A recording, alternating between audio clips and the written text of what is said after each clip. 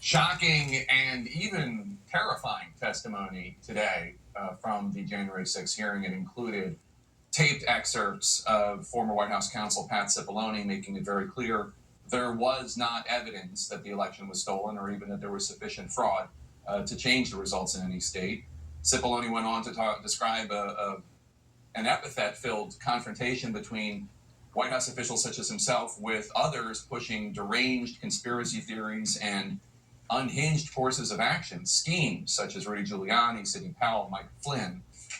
That confrontation followed by Donald Trump's tweet calling for his supporters to come to Washington, D.C. on January 6th. It will be wild, and the committee made it very clear the response to that tweet from not only Trump supporters, but violent groups, unhinged conspiracy theorists, and others, thinking that this was indeed a call to arms, a call to come to Washington, D.C. and commit acts of violence. And Jamie Gangel, Pat Cipollone was quite a witness, not only for the idea that, or the fact, I should say, that there was not sufficient fraud in the election to change the results, but also the idea that Donald Trump had appointed this unhinged attorney, Sidney Powell, at least in her mind, to become an independent counsel investigating this election fraud.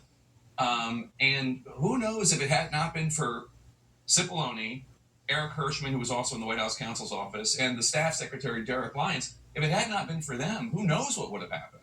What we've heard from firsthand witnesses is an extraordinary screaming match that people could hear outside the door, where the White House counsel, Derek Lyons, were pushing back on Team Crazy. But there's something that the committee's laid out here that I think is key in Liz Cheney's opening statement.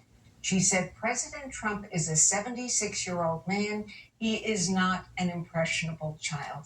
And so I think what the committee is building here is the case that, yes, there was the White House counsel on one side, there was Team Crazy on the other, but this was up to Donald Trump, and he went with Team Crazy. And you saw the way that they built this really unbelievable meeting in the White House, and the climax of that, where the then president didn't get what he wanted again from the people he appointed to work for him in the White House to give him the important advice. And he kept going back to, as they say, Team Crazy.